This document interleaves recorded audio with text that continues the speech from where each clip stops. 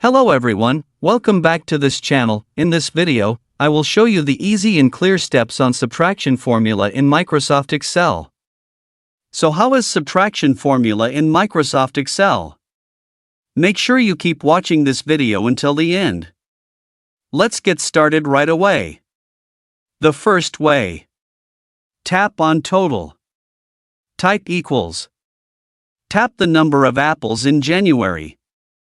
Type minus and tap February. Type minus and tap March. Type minus and tap April. Type minus and tap May. And type minus and tap June. Tap enter. Why is it wrong here? Excess minus. So delete for the minus. And tap OK. On repeat on the second line. Tap on total. Type equals. Tap the number of apples in January. Type minus and tap February. Type minus and tap March. Type minus and tap April. Type minus and tap May. And type minus and tap June. Tap enter. And for the bottom, tap plus. And drag down.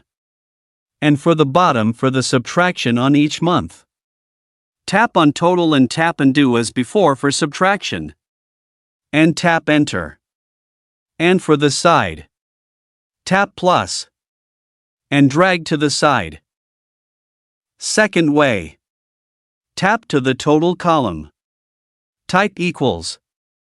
Tap the number in the first column that we will subtract. Then type minus. Type sum. Open bracket. And tap the second column number and drag it to the last column number. Close bracket. And enter. On the second row, tap to the total column. Type equals. Tap the number in the first column that we will subtract. Then type minus. Type sum. Open bracket. And tap the second column number and drag it to the last column number. Close bracket. And enter. And tap plus and drag it down. On the subtractor to the side that is below. The method is the same. Tap to the total column.